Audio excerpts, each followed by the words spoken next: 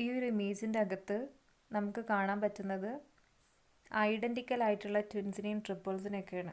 അപ്പം അവരെ ഐഡൻറ്റിഫൈ ചെയ്യാനുള്ള ഏറ്റവും എളുപ്പമുള്ളൊരു മെത്തേഡാണ് അവരെ ഫിംഗർ പ്രിൻ്റ് വെച്ചിട്ട് ഐഡൻറ്റിഫൈ ചെയ്യുക എന്ന് പറയുന്നത്. അത് വളരെ എഫിഷ്യൻ്റ് ആയൊരു മെത്തേഡാണ്. അതേപോലെ ഈ മർഡർ കേസ് പോലുള്ള ക്രിമിനൽ ഒഫൻസസ് ഒക്കെ നടന്നു കഴിയുമ്പോൾ ഫോറൻസിക്കുകാർ വന്നിട്ട് ആദ്യം ചെയ്യുന്നത് അവിടുന്ന് ഉള്ള ഫിംഗർ പ്രിൻറ്റ് ഡാറ്റാസ് ശേഖരിക്കുക എന്നുള്ളതാണ്. എന്നിട്ട് ബൾക്ക് എമൗണ്ട് ഉള്ള ഒരു ഡാറ്റാബേസിലുള്ള ഫിംഗർ പ്രിൻറ്റ്സുമായിട്ട് കമ്പയർ ചെയ്ത് നോക്കിയിട്ട് ആളെ ഐഡൻറ്റിഫൈ ചെയ്യുക എന്ന് പറയുന്നതാണ്. അപ്പം അത് വളരെ എഫിഷ്യൻ്റ് ആയൊരു മെത്തേഡാണ്. അതേ പ്രിൻസിപ്പിളാണ് XRD ഡാറ്റ അനലൈസിസിൽ ഉപയോഗിക്കുന്നത്. ഒരു എക്സാമ്പിൾ പറയാൻ വേണ്ടി പറഞ്ഞതേ ഉള്ളൂ. ഇപ്പോൾ XRD ഫയൽസ് എന്ന് പറയുന്നത് പൗഡേർഡ് ആയിട്ടുള്ള ഒരു സാമ്പിളിനെ എക്സ്റേ ഡിഫ്രാക്ഷൻ വഴി അതിൻ്റെ ക്രിസ്റ്റലൈൻ സ്ട്രക്ചർ, അതേപോലെ അതിൻ്റെ അറ്റോമിക് പ്രോപ്പർട്ടീസൊക്കെ കണ്ടുപിടിക്കുന്നതിനെയാണ്, ആ സാമ്പിളിൻ്റെ തന്നെ ഒരുവിധം എല്ലാ പ്രോപ്പർട്ടീസും കണ്ടുപിടിക്കുന്നതിനെയാണ് എക്സ്റേ ഡിഫ്രാക്ഷൻ ഫയൽസ് എന്ന് പറയുന്നത്. അപ്പം അതിൻ്റെ അകത്തുനിന്ന് ലഭിക്കുന്ന ഫയൽസിനെ നമ്മൾക്ക് കുറച്ച് ഫയൽസ് അതിൻ്റെ അകത്തു നിന്നുള്ള സ്പെക്ട്രത്തിൽ നിന്ന് ഐസൊലേറ്റ് ചെയ്തെടുക്കാൻ പറ്റും. അപ്പം അത്തരം ഫയൽസിനെ പറയുന്ന പേരാണ് പൗഡർ ഡിഫ്രാക്ഷൻ ഫയൽസ് എന്ന് പറയുന്നത്. അപ്പം അതാണ് നമ്മളുടെ topic, powder diffraction files. Solid crystalline അല്ലെങ്കിൽ സോളിഡ് ആയിട്ടുള്ള ക്രിസ്റ്റലൈൻ മെറ്റീരിയൽസ് പിന്നെ നമ്മൾ പൗഡേർഡ് ഫോമിലാക്കും. എന്നിട്ട് അതിൻ്റെ അകത്തുനിന്ന് കിട്ടുന്ന ഫയൽസ് അതിനെയാണ് പൗഡർ ഡിഫ്രാക്ഷൻ ഫയൽസ് എന്ന് പറയുക. അപ്പോൾ അതിൻ്റെ അകത്തുനിന്ന് നമുക്ക് ഒരുപാട് ഡാറ്റാസ് ലഭിക്കും. അതിൽ ഏറ്റവും പ്രധാനപ്പെട്ടതാണ് ICDD എന്ന് പറയുന്നത്, ICDD file number. ICDD file number എന്ന് പറയുന്നത് വെച്ചിട്ട് നമുക്കതിൻ്റെ ഈ സാമ്പിൾ ഏതാണ്, ഇത് ഈ സാമ്പിളിനകത്ത് എത്രത്തോളം പിന്നെ കോമ്പൗണ്ട്സ്, എത്രത്തോളം കോമ്പൗണ്ട്സ്, ആ കോമ്പൗണ്ടിൽ എത്രത്തോളം ഇൻഡിവിജ്വൽ ആയിട്ടുള്ള പിന്നെ സാമ്പിൾസ് അടങ്ങിയിട്ടുണ്ട് എന്നുള്ളതെല്ലാം നമുക്ക് അതിൻ്റെ അകത്തുനിന്ന് ഐഡൻറ്റിഫൈ ചെയ്യാൻ പറ്റും. ICDD എന്ന് പറഞ്ഞിട്ടുണ്ടെങ്കിൽ international centre for diffraction data എന്ന് പറയുന്നതാണ്. അപ്പോൾ അതിൻ്റെ ആദ്യത്തെ പേര് JCPDS എന്ന് പറയുന്നതാണ്. നമ്മുടെ ടെക്സ്റ്റിൽ അതാണ് കൊടുത്തിട്ടുള്ളത്, joint committee on powder diffraction standards. 1936 Hanawalt and Rinn എന്ന് പറയുന്ന രണ്ട് സയൻറ്റിസ്റ്റുകൾ ഡോ കെമിക്കൽ കമ്പനിയിലാണ് ഇങ്ങനെ ഈ ഫിംഗർ പ്രിൻറ്റിൻ്റെ കാര്യം പറഞ്ഞ പോലെ സെർച്ച് ചെയ്തിട്ട് മാച്ച് ചെയ്തിട്ട് ആളെ കണ്ടുപിടിക്കുന്ന, അല്ലെങ്കിൽ ഏത് കോമ്പൗണ്ടാണ്, ആ കോമ്പൗണ്ടിനകത്ത് ഏതൊക്കെ എലമെൻറ്റ്സ് അടങ്ങിയിട്ടുണ്ടെന്ന് വളരെ കൃത്യമായി ഡിറ്റക്റ്റ് ചെയ്യുന്ന ഈ ഒരു മെത്തേഡിന് തുടക്കം കുറിച്ചത്. ഇപ്പോൾ അതിന് പല കമ്പ്യൂട്ടറൈസ്ഡ് ആയിട്ടുള്ള വളരെ എഫിഷ്യൻ്റ് ആയിട്ടുള്ള പല മെത്തേഡ്സും ഉണ്ട്. പിന്നെ ഇപ്പം നമുക്ക് നിലവിൽ 26,000-ഓളം ഡിഫ്രാക്ഷൻ പാറ്റേൺസ് അവൈലബിൾ ആണ് ഓരോ വർഷവും. അതായത് അത്രയും സാമ്പിൾസിൻ്റെ, അത്രയും ഡിഫറെൻറ്റ് സാമ്പിൾസിൻ്റെ പാറ്റേൺസ് നമുക്ക് അവൈലബിൾ ആണ്. ആ സാമ്പിൾസിനകത്ത് എന്ന് പറയുമ്പോൾ കുറേ പിന്നെ ഇൻഡിവിജ്വൽ ആയിട്ടുള്ള സാമ്പിൾസൊക്കെ അതിനകത്ത് ഇൻക്ലൂഡ് ചെയ്തിരിക്കും.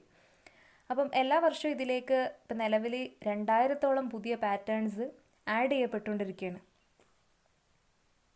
അപ്പോൾ അതാണ് നമ്മളുടെ ടോപ്പിക് എന്ന് പറയുന്നത്, പൗഡർ ഡിഫ്രാക്ഷൻ ഫയൽസ് ആണ്.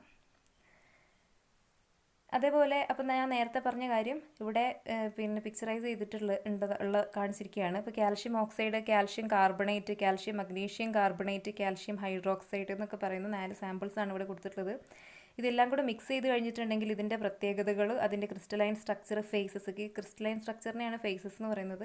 അപ്പോൾ അതിനെ ഐസൊലേറ്റ് ചെയ്ത് എടുക്കുക എന്ന് പറയുമ്പം വളരെ ബുദ്ധിമുട്ടുള്ള കാര്യമാണ്. അപ്പോൾ അതാണ് XRD മെത്തേഡ്, നമുക്കത് വളരെ എഫിഷ്യൻ്റ് ആയിട്ട് നമ്മളത് ചെയ്യാൻ വേണ്ടി സഹായിക്കും.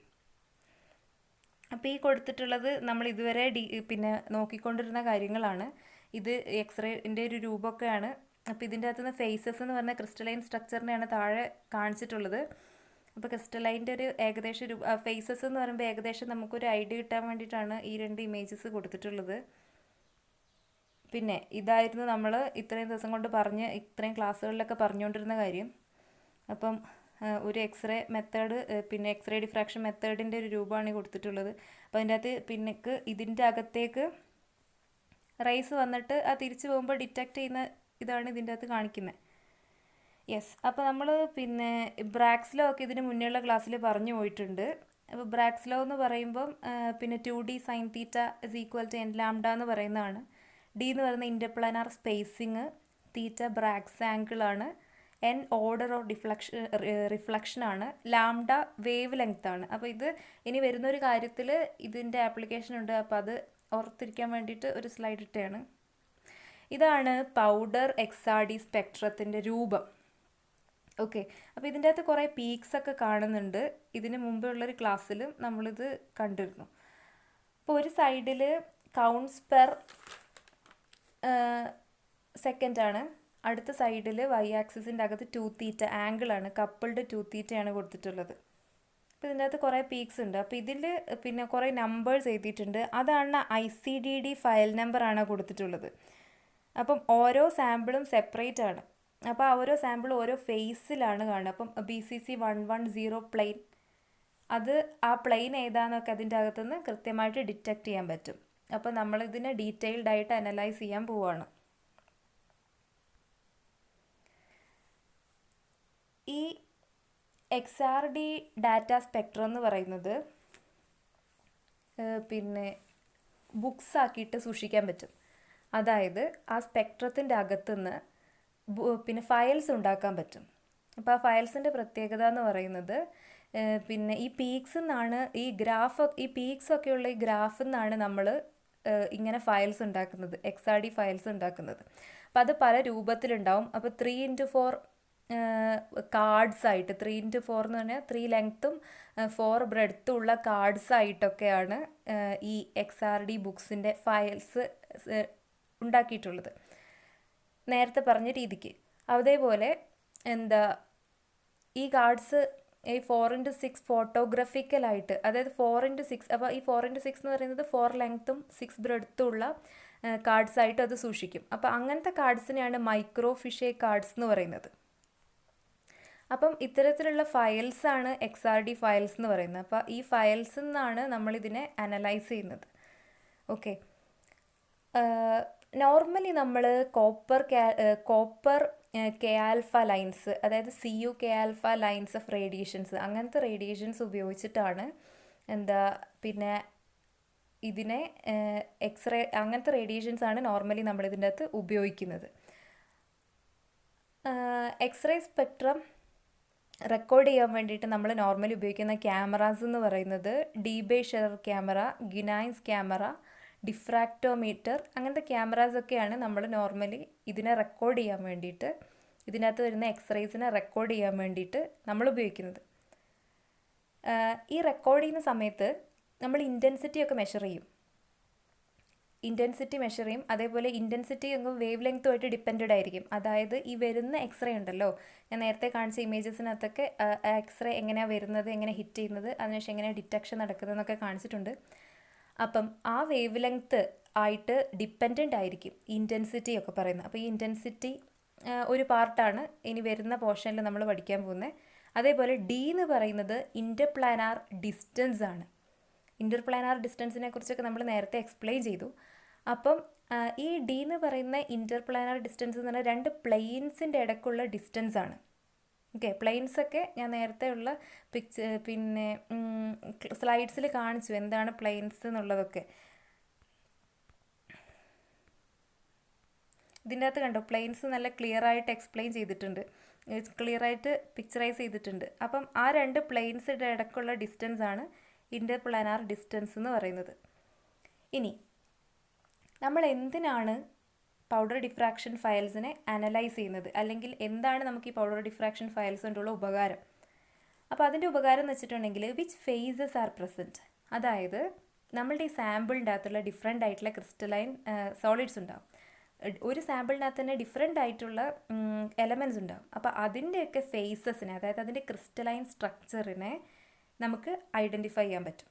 അറ്റ് വാട്ട് കോൺസെൻട്രേഷൻ, അതായത് അത് ഐഡൻറ്റിഫൈ ചെയ്യാൻ പറ്റും എത്ര എമൗണ്ടിൽ, അതിൻ്റെ കോമ്പോസിഷൻ എത്രയാണെന്നും കൂടി നമുക്ക് അതിൻ്റെ കൂടെ ഐഡൻറ്റിഫൈ ചെയ്യാൻ പറ്റും. അതേപോലെ ഈ പൗഡർ ഡിഫ്രാക്ഷൻ ഫയൽസ് എന്ന് പറയുന്നത് സാധാരണയായിട്ട് DNA ആയിട്ട്, അതായത് ആ പർട്ടിക്കുലർ സാമ്പിളിൻ്റെ DNA ആയിട്ടാണ് കൺസിഡർ ചെയ്യുന്നത്. അത് ഞാൻ നേരത്തെ പറഞ്ഞല്ലോ, ഫിംഗർ പ്രിൻ്റ് ആകുമ്പോൾ അത്രയും റിമോട്ടായിട്ടൊരു കാര്യത്തിനെ ഐസൊലേറ്റ് ചെയ്യാൻ വേണ്ടിയിട്ടാണ് പിന്നെ പൗഡർ ഡിഫ്രാക്ഷൻ ഫയൽസിൻ്റെ മെത്തേഡ്സ് ഉപയോഗിച്ചിട്ട് നമുക്ക് ആ സാമ്പിളിനെ അത്രയും കൃത്യമായിട്ട് നമുക്ക് അനലൈസ് ചെയ്യാൻ പറ്റുന്നതുകൊണ്ടാണ് അതിനെ DNA ആയിട്ട് കൺസിഡർ ചെയ്യുന്നത്. അതായത് അതിൻ്റെ കാരണം എന്താ വെച്ചാൽ because it differs from patterns of every other minerals crystalline substance. മറ്റെല്ലാ ക്രിസ്റ്റലൈൻ സബ്സ്റ്റൻസിലും വളരെ ഇൻഡിവിജ്വൽ ആയിട്ടുള്ള പാറ്റേൺസ് ആണ് നമുക്ക് ലഭിക്കുക. ഓക്കെ, അപ്പോൾ നമ്മൾ ഇതിന് വളരെ ക്വാണ്ടിറ്റേറ്റീവ് ആയിട്ടുള്ള അതേപോലെ വളരെ കൃത്യമായിട്ടുള്ള ഒരു ഐഡൻറ്റിഫിക്കേഷനാണ് നമുക്ക് ഇതിൽ നിന്ന് ലഭിക്കുന്നത്. അപ്പം ഈ ഒരു ക്രിസ്റ്റലൈൻ സ്ട്രക്ചറിനെയാണ് ആക്ച്വലി ഫേസസ് എന്ന് പറയുന്നത്. അതാണ് ലാസ്റ്റ് പോയിൻ്റായിട്ട് എക്സ്പ്ലെയിൻ ചെയ്തിട്ടുള്ളത്. Different types of searching systems ഉണ്ട്. അതായത് ഞാൻ നേരത്തെ പറഞ്ഞു, ഈ പൗഡർ ഡിഫ്രാക്ഷൻ ഫയൽസിൻ്റെ അകത്തുനിന്നാണ് നമ്മൾ ഏതാണ് നമുക്ക് കിട്ടിയിട്ടുള്ള സാമ്പിൾ എന്ന് വളരെ കൃത്യമായിട്ട് ഐഡൻറ്റിഫൈ ചെയ്യുന്നത്. അതിന് മാനുവൽ ആയിട്ടുള്ള മെത്തേഡ്സ് ഉണ്ട്. അപ്പോൾ ഞാൻ നേരത്തെ പറഞ്ഞ പോലെ തുടക്കകാലത്ത് ഉണ്ടായിരുന്ന മെത്തേഡ്സാണ് മാനുവൽ ആയിട്ടുള്ള മെത്തേഡ്സ്. ഇപ്പോൾ അതൊക്കെ കമ്പ്യൂട്ടറൈസ്ഡ് ആയിട്ടുണ്ട്. വളരെ റുട്ടീൻഡ് ആയിട്ടുള്ള വളരെ എഫീഷ്യൻ്റ് ആയിട്ടുള്ള കമ്പ്യൂട്ടർ പ്രോഗ്രാംസ് ഉപയോഗിച്ചിട്ടാണ് ഇപ്പം അതിനെ ഇൻ്റർപ്രറ്റ് ചെയ്യുന്നതും റെക്കോർഡ് ചെയ്യുന്നതും മെഷർ ചെയ്യുന്നതും ഒക്കെ. ഇതൊക്കെ ഡൈഫ്രാക്ടോഗ്രാംസ് ഉപയോഗിച്ചിട്ടാണ് ചെയ്യുന്നത്.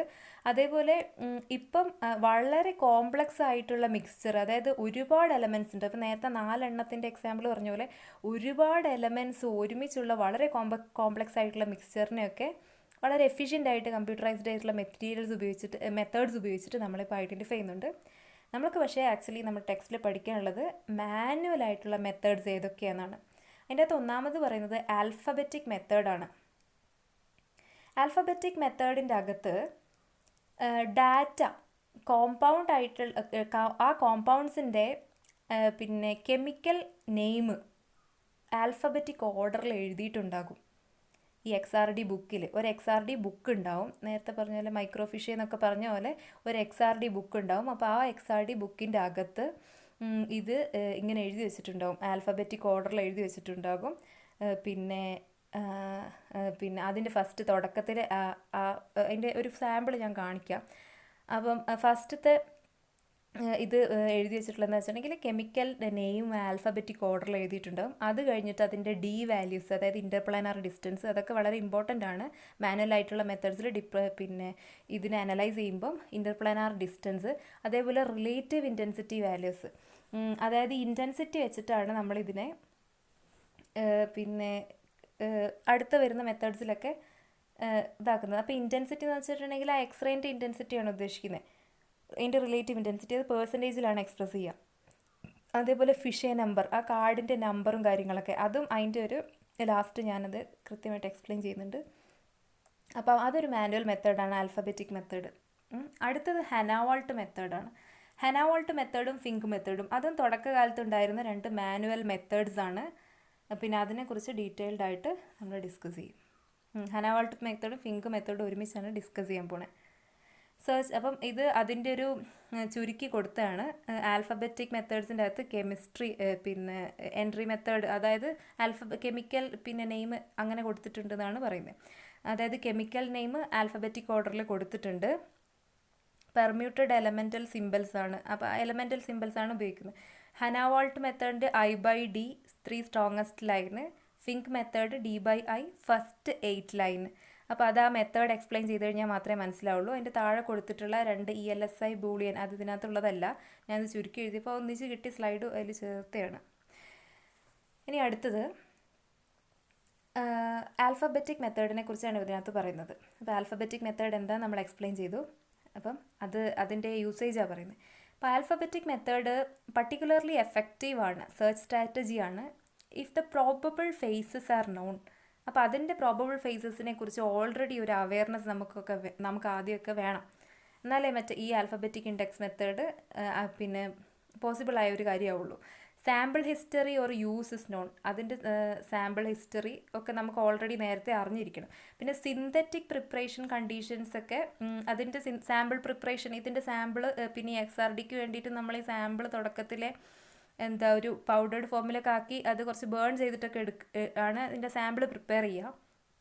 അപ്പോൾ ഈ സാമ്പിൾ പ്രിപ്പറേഷൻ്റെ കണ്ടീഷൻസൊക്കെ നമുക്ക് നേരത്തെ അറിഞ്ഞിരിക്കണം. അപ്പോൾ ഇതിനകത്തുള്ള മിക്സ്ചേഴ്സിനെ കുറിച്ചൊക്കെ നേരത്തെ ഒരു ഐഡിയ ഉണ്ടായിരിക്കണം. Same type of samples R analysed regularly. അപ്പോൾ ഈ ഒരു പ്രോസസ്സ് റെഗുലറായിട്ട് ചെയ്യുന്ന ആൾക്ക് അതിനെക്കുറിച്ച് വളരെ കൃത്യമായിട്ടുള്ള ഐഡിയ ഉണ്ടാവുള്ളൂ. അപ്പോൾ ഇത്രയും കണ്ടീഷൻസൊക്കെ ഉണ്ടെങ്കിൽ മാത്രമേ ആൽഫബറ്റിക്കൽ ഇൻഡെക്സ്, അപ്പോൾ ഈ ഒരു രീതിക്ക് സെർച്ച് ചെയ്ത് മാച്ച് ചെയ്യുന്ന പരിപാടി സക്സസ് ആവുള്ളൂ. അല്ലെങ്കിൽ നമുക്ക് നേരത്തെ അടുത്ത പറഞ്ഞ 2 മാനുവൽ മെത്തേഡ്സ് ഉപയോഗിക്കേണ്ടതായിട്ട് വരും. ഓക്കെ, അപ്പോൾ ഇതാണ് ആൽഫബറ്റിക്. ഇത് ഇത്ര ക്ലിയർ അല്ല, പക്ഷേ ഏകദേശം ഈ ഒരു ലുക്കാണ് ആൽഫബറ്റിക് സെർച്ചിങ് മെത്തേഡിൻ്റെ XRD ഫയൽസിന് ഉണ്ടായിരിക്കുക. അപ്പോൾ ഇതൊന്നും ഇപ്പോൾ അങ്ങനെ യൂസ് ചെയ്യുന്നില്ല. ഇതൊക്കെ വളരെ പണ്ടുണ്ടായിരുന്ന മാനുവലായിട്ടുള്ള മെത്തേഡ്സാണ്. അപ്പം ഇതിൻ്റെ അകത്ത് ഈ കെമിക്കൽ ഫോർമുല ഉപയോഗിച്ചിട്ട്, ഇതിനെക്കുറിച്ച് നേരത്തെ ഐഡിയ ഉള്ള ആൾക്കാർക്ക് മാത്രമേ ആൽഫബറ്റിക് മെത്തേഡ് ഉപയോഗിച്ചിട്ടൊക്കെ ഇതിനെ പിന്നെ സെർച്ച് മാച്ച് ചെയ്ത് കണ്ടുപിടിക്കാൻ പറ്റുള്ളൂ സാധനം ഏതാന്ന്. ഇനി ഹനാവാൾട്ട് മെത്തേഡും ഫിങ്ക് മെത്തേഡും, അത് ഇമ്പോർട്ടൻ്റ് ആയ 2 മെത്തേഡ്സാണ്. ഹനാവാൾട്ട് മെത്തേഡിൻ്റെ അകത്ത് എന്താ ചെയ്യുന്നതെന്ന് വെച്ചിട്ടുണ്ടെങ്കിൽ, ആദ്യം നമ്മൾ ഡി വാല്യൂസ് ഉണ്ട്. ഡി വാല്യൂസ് ഞാൻ പറഞ്ഞു ഇൻ്റർപ്ലാനാർ സ്പേസിംഗ് ആണ്. 2 പ്ലെയിൻസിൻ്റെ ഇടയ്ക്കുള്ള ഡിസ്റ്റൻസ് ആണ്. അതിനാണ് ഞാൻ ആദ്യം ബ്രാഗ്സ് ലോ ഒക്കെ പറഞ്ഞത്. അപ്പം ഈ ബ്രാഗ്സ് ലോ എന്ന് പറഞ്ഞാൽ നേരത്തെ പറഞ്ഞാൽ 2D sin θ = n ലാംഡ എന്ന് പറയുന്നതാണ്. അപ്പോൾ D = n ലാംഡ / 2 sin θ എന്ന് പറഞ്ഞ ഇക്വേഷൻ കിട്ടും. ഇതൊന്നും ടെക്സ്റ്റ് ഇല്ല, പക്ഷേ ആക്ച്വലി ബ്രാഗ്സ് ലോ ഉപയോഗിച്ച് D ഡിസ്റ്റൻസ് ഇങ്ങനെയാണ് കണ്ടുപിടിക്കുന്നത്. അപ്പോൾ D ഡിസ്റ്റൻസ് എന്ന് പറയുന്നത് ഇവിടെ പ്ലോട്ട് ചെയ്തിട്ടുണ്ട്. അതേപോലെ ഇൻറ്റൻസിറ്റീസ്, ഇപ്പോൾ ഈ ഇൻറ്റൻസിറ്റി എവിടെ നിന്നാണ് കിട്ടുന്നതെന്ന് വെച്ചിട്ടുണ്ടെങ്കിൽ, നമ്മൾ മറ്റേ നേരത്തെ ഒരു XRD കാണിച്ചില്ലേ, XRD പിന്നെ എന്താ ഒരു ഫയൽ സ്പെക്ട്രം കാണിച്ചില്ല, സ്പെക്ട്രത്തിനകത്ത് നമുക്ക് അത് പിന്നെ ആ പ്രോസസ്സിൻ്റെ അകത്ത് നമുക്ക് അവസാനം കിട്ടുന്ന സ്പെക്ട്രത്തിൻ്റെ അകത്തു നിന്നാണ് ഇൻറ്റൻസിറ്റി ഒക്കെ നമുക്ക് കിട്ടുന്നത്. ഇപ്പോൾ റിലേറ്റീവ് ഇൻറ്റൻസിറ്റി നമ്മൾ പേഴ്സൻറ്റേജിലാണ് എക്സ്പ്രസ് ചെയ്യുന്നത്. പേഴ്സൻറ്റേജിൽ എക്സ്പ്രസ് ചെയ്യുമ്പം 100% ആയിരിക്കും ഏറ്റവും കൂടുതലുള്ളത്. അതേപോലെ അവിടുന്ന് താഴോട്ട് വരും കാര്യങ്ങൾ. പക്ഷെ നമ്മൾക്ക് ഈ പിന്നെന്താ ആ ഒരു സ്പെക്ട്രത്തിൻ്റെ അകത്തുനിന്ന് ഡാറ്റ റെക്കോർഡ് ചെയ്യുമ്പോൾ നമ്മൾ ആ ഡാറ്റ അതേപോലെ എഴുതി പോവുകയാണ് ചെയ്യുന്നത്. ഇപ്പോൾ ഇവിടെ ഡി വാല്യൂസും കൊടുത്തിട്ടുണ്ട്, ഇൻറ്റൻസിറ്റീസും റിലേറ്റീവ് ഇൻറ്റൻസിറ്റീസും കൊടുത്തിട്ടുണ്ട്. അപ്പം ഈ റിലേറ്റീവ് ഇൻറ്റൻസിറ്റീസ് 100% ഉണ്ട്, 41.2% ഉണ്ട്, അതേപോലെ 98.2%, 70 അങ്ങനത്തെ പെർസെൻറ്റേജ് ഒക്കെ കാണുന്നുണ്ടല്ലോ. ഇപ്പുറത്തെ സൈഡിൽ എന്താ ഈ ഡി വാല്യൂസ് അതേപോലെ റെക്കോർഡ് ചെയ്തിട്ടുണ്ട്. അപ്പോൾ ഈ ഡി വാല്യൂസ് എന്ന് പറയുമ്പം അവിടെ എഴുതാൻ വിട്ടുപോയതാണ്, തീറ്റയാണ് നമുക്ക് കിട്ടുക ഇതിൻ്റെ അകത്ത്. അതായത് നമുക്ക് ആ സ്പെക്ട്രത്തിൻ്റെ അകത്ത് നിന്ന് അവൈലബിൾ ആയിട്ടുള്ള വാല്യൂ എന്ന് പറയുന്ന ആംഗിളാണ്. പിന്നെ ഇൻ്റർപ്ലാനാർ സ്പേസിംഗ് ഒന്നും ഡയറക്റ്റായിട്ട് നമുക്ക് ആ സ്പെക്ട്രത്തിനകത്ത് നിന്ന് കിട്ടില്ല. കിട്ടുക എന്ന് പറയുന്നത് ആംഗിളാണ്. ആംഗിള് 10 ഡിഗ്രി മുതൽ 90 ഡിഗ്രി വരെ വേരി ചെയ്തുകൊണ്ടിരിക്കും. അപ്പോൾ അതിന് കറസ്പോണ്ടിങ് ആയിട്ടുള്ള വാല്യൂസാണ്, അതിന് കറസ്പോണ്ടിങ് ആയിട്ടുള്ള ഡി വാല്യൂസാണ് കാൽക്കുലേറ്റ് ചെയ്തിട്ട് ആ സൈഡിൽ എഴുതി വെച്ചിട്ടുള്ളത്. ഇനി ഹനാവാൾട്ട് മെത്തേഡ് എടുക്കുമ്പോൾ, ഹനാവാൾട്ട് മെത്തേഡിനെ കൺസിഡർ ചെയ്യുമ്പം അതിന് നമ്മൾ എങ്ങനെയാണ് XRD ബുക്കിനകത്ത് ഡാറ്റ എഴുതുക എന്ന് വെച്ചിട്ടുണ്ടെങ്കിൽ, ഏറ്റവും ഇൻറ്റൻസിറ്റി കൂടിയ പെർസെൻറ്റേജ് എന്ന് പറഞ്ഞാൽ 100% റിലേറ്റീവ് ഇൻറ്റൻസിറ്റിയിൽ വരുന്ന ഡി വാല്യൂ ഏതാ നോക്കുക. അപ്പോൾ അത് 2.0850 എന്ന് പറയുന്നതാണ്. അതായിരിക്കും ഫസ്റ്റ് വാല്യൂ. പിന്നെ അടുത്തതെന്ന് പറയുമ്പം 98.2 ആണ്, 98.2% ആണ്. അപ്പോൾ അതിന് കറസ്പോണ്ടിങ് ആയിട്ട് വരുന്ന, അത് ഇൻറ്റൻസിറ്റി ആണ്, അപ്പോൾ അതിന് കറസ്പോണ്ടിങ് ആയിട്ട് വരുന്ന വാല്യൂ ആണ് സെക്കൻഡ് ഡി വാല്യൂ എന്ന് പറയുന്നത്.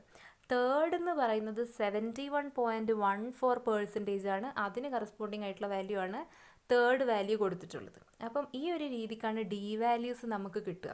അപ്പോൾ ഹനാവാൾട്ട് മെത്തേഡിൻ്റെ അകത്ത് നമ്മൾ D1, D2, D3 അങ്ങനെയൊക്കെ എടുക്കും. അപ്പോൾ D1, D2, D3 എന്ന് എടുക്കുന്നത് ഈ ഡിസ്റ്റൻസിനെയാണ് നമ്മൾ D1, D2, D3 എന്ന് പറയുന്നത്.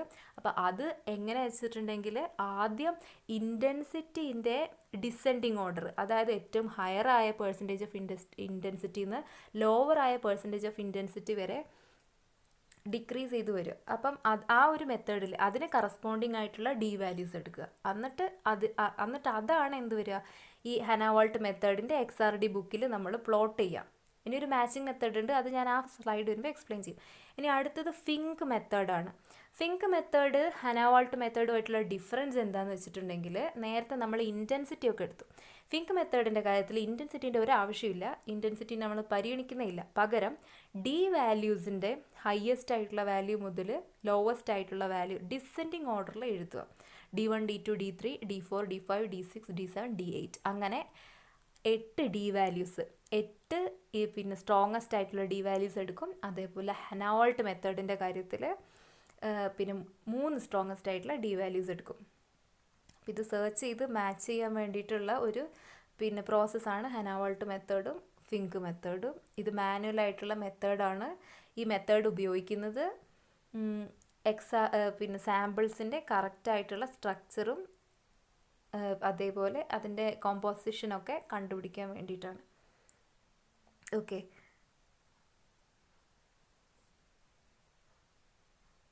ഇപ്പോൾ ഇവിടെ നമുക്ക് ഒരു XRD ബുക്കിൻ്റെ ഒരു രൂപമാണ് കൊടുത്തിട്ടുള്ളത്. അപ്പോൾ ഇതിൻ്റെ അകത്താണ് നമ്മൾ സെർച്ച് ചെയ്ത് മാച്ച് ചെയ്യാൻ പോകുന്നത്. അപ്പോൾ ഇതിൻ്റെ അകത്ത് ഇപ്പുറത്തെ സൈഡിൽ റെഡ് കളറിൽ റെപ്രസെൻ്റ് ചെയ്തിട്ടുള്ളത് നേരത്തെ പറഞ്ഞ പോലെ ഡി വാല്യൂസ് ഇൻറ്റൻസിറ്റീൻ്റെ പിന്നെ ഡിസെൻഡിങ് ഓർഡറിൽ എഴുതിയിട്ടുള്ളതാണ്. ഇൻറ്റൻസിറ്റി ഏറ്റവും കൂടുതൽ എന്ന് പറഞ്ഞാൽ 100%-ൽ കറസ്പോണ്ടിങ് ആയിട്ടുള്ള ഡി വാല്യൂസ് ആണ് ആ 1 എന്ന് പറഞ്ഞ് എഴുതിയിട്ടുള്ളത്. പിന്നെ 2 എന്ന് പറഞ്ഞ് എഴുതിയിട്ടുള്ളത് സെക്കൻഡ് ഇൻറ്റൻസിറ്റി പെർസെൻറ്റേജ്, 3 എന്ന് പറഞ്ഞാൽ തേർഡ് ഇൻറ്റൻസിറ്റി പെർസെൻറ്റേജ്, അങ്ങനെ വരുന്നതാണ്. അപ്പോൾ അതിൻ്റെ ഡിസെൻഡിങ് ഓർഡറിൽ നമ്മൾ എഴുതി വെച്ചിട്ടുണ്ട്. ഇപ്പുറത്ത് ഡി വാല്യൂസ് പിന്നെ അതിന് കറസ്പോണ്ടിങ് ആയിട്ടും എഴുതി വെച്ചിട്ടുണ്ട്. അപ്പോൾ ഈ ഡി വാല്യൂസ് എന്ന് പറയുമ്പോൾ നമുക്ക് അവൈലബിൾ ആയിട്ടുള്ളത് ആംഗിളാണ്. എവിടുന്ന്? സ്പെക്ട്രത്തിൻ്റെ അകത്തുനിന്ന്. അപ്പോൾ ആംഗിളിൻ്റെ ബേസിലാണ് നമ്മൾ ഡി വാല്യൂസ് എഴുതിയിട്ടുള്ളത്. അപ്പം ഈ ഡി വാല്യൂസിനെ അതായത് 1, 2, 3, 4, 5 എന്ന് പറയുന്ന ഡി വാല്യൂസിന് കറസ്പോണ്ടിങ് ആയിട്ടുള്ളതായിരിക്കും ഈ കോളത്തിൽ എഴുതിയിട്ടുള്ള വാല്യൂ. 2.22, 2.57 ആ ഒരു കോളംസ് കാണുന്നില്ല. 1, 2, 3, 4, 5, 8 കോളംസ് ഉണ്ട്. അപ്പം ഈ 8 കോളംസിന് കറസ്പോണ്ടിങ് ആയിട്ടുള്ള ഡി വാല്യൂസ് ആണ് നമ്മളിവിടെ റെപ്രസെൻറ്റ് ചെയ്തിട്ടുള്ളത്. D1, D2, D3, D4. Okay, അപ്പം 8 കോളംസ് കറസ്പോണ്ടിങ് ആയിട്ടുള്ള ഡി വാല്യൂസ് ആണ് നമ്മൾ റെപ്രസെൻറ്റ് ചെയ്തിട്ടുള്ളത്. ഇനി ആദ്യം നമുക്ക് അതിൻ്റെ അകത്ത് നിന്ന് കിട്ടുന്ന ഫസ്റ്റ് D1 വാല്യൂ എത്രയാണ് നോക്കുക. എങ്ങനെയാണ് ഫസ്റ്റ് D1 വാല്യൂ നോക്കുന്നതെന്ന് വെച്ചിട്ടുണ്ടെങ്കിൽ ഇൻറ്റൻസിറ്റി ഉണ്ടല്ലോ, അതായത് നമുക്ക് ആ ചിത്രത്തിൻ്റെ അകത്തുള്ള സ്പെക്ട്രത്തിൻ്റെ ഇൻറ്റൻസിറ്റി. അപ്പോൾ ആ ഇൻറ്റൻസിറ്റിക്ക് കറസ്പോണ്ടിങ് ആയിട്ടുള്ള D1 വാല്യൂ എന്താണ്? അപ്പോൾ ആ D1 വാല്യൂ ഈ 1 എന്ന് പറഞ്ഞ നമ്പർ ആയിരിക്കും. അപ്പോൾ ആ D1 വാല്യൂ ഫോർ എക്സാമ്പിൾ ആ D1 വാല്യൂ എന്ന് പറയുന്നത് 2.28 ആണെന്ന് വിചാരിക്കുക.